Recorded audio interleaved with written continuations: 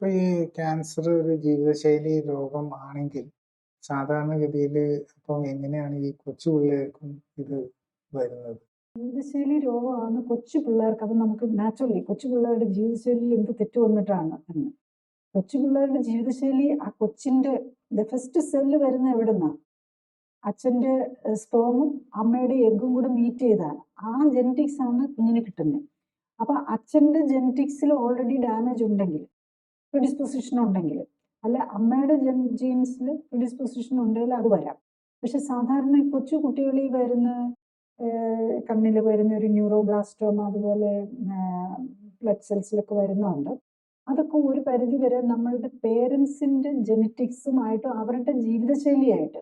ശരിക്കും കുട്ടികൾ healthy ആവണമെന്നുണ്ടെങ്കിൽ parents conceive ചെയ്യുന്നതിന്റെ മുമ്പ്, അതായത് ഒരു എഗ്ഗും ഒരു സെല്ലും ഡെവലപ്പ് ചെയ്യാൻ തന്നെ, അതായത് ഫൈനൽ മീറ്റിംഗ് പോയിന്റിലേക്ക് വരുന്നതിന് മുമ്പ് തന്നെ ഓൾമോസ്റ്റ് 3 മാസം എടുക്കും. അവിടെ വെച്ചാണ് ആ ഉറങ്ങിക്കിടക്കുന്ന ജേം സെൽ, അതിന്റെ സ്റ്റെം സെൽസ് ആക്റ്റീവായി ഒരു സ്പേമിന്റെ ഡെവലപ്മെന്റിലേക്ക് പോകുന്നത്. അപ്പം ഹെൽത്തി ആയിട്ടുള്ള ഇത് വരണമെങ്കിൽ പേരൻസ് പ്ലാൻഡ് ആയിട്ട് പ്രഗ്നന്റ് ആകുന്നതിന്റെ ഒരു 3 മാസം മുമ്പ് തന്നെ പ്ലാൻ ചെയ്ത് പ്രഗ്നന്റ് ആയി ആ പ്രഗ്നൻസി ടൈമിൽ നന്നായിട്ട് കെയർ എടുക്കുക. പിന്നെ കുഞ്ഞിന്റെ വളർച്ചയുടെ കാലത്തും കെയർ എടുത്താലാണ് ഒരു കുഞ്ഞിന് ഹെൽത്തി ആയിട്ടിരിക്കാൻ പറ്റുക.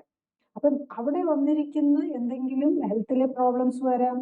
ചിലപ്പോൾ ഇൻഫെക്ഷൻസ് വന്നിട്ടുണ്ടാകാം. അമ്മയ്ക്ക് അച്ഛൻ്റെ ഈ പ്രീ കൺസെപ്ഷണൽ ടൈമിൽ വരുന്ന 3 മാസത്തെ ഇൻഫെക്ഷൻസ്, അമ്മയ്ക്കും പ്രീ കൺസെപ്ഷണൽ ടൈമിൽ, അതായത് പ്രഗ്നന്റ് ആകുന്നതിന്റെ 3 മാസം മുമ്പ് വരുന്ന ഇൻഫെക്ഷൻസ്, അതുപോലെ പ്രഗ്നന്റ് ആയി കഴിഞ്ഞിട്ട് വരുന്ന ഇൻഫെക്ഷൻസ്, നമ്മൾ കഴിക്കുന്ന ഫുഡിലെ ടോക്സിൻസ്, മരുന്നുകൾ, ഇതെല്ലാം കുഞ്ഞിന്റെ ഹെൽത്തിനെ ബാധിക്കാം.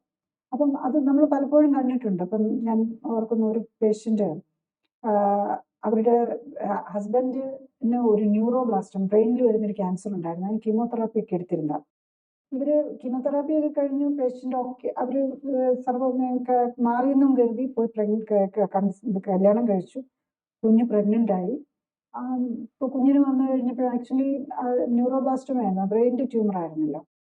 അത് കുഞ്ഞുണ്ടായി ഒരു 7th മന്ത് ആയപ്പം സ്കാനിങ്ങിലാണ് അറിയുന്നത് അതിന്റെ ബ്രെയിൻ ഡെവലപ്മെന്റ് ഇല്ല. അപ്പം ബ്രെയിനേ ഇല്ല.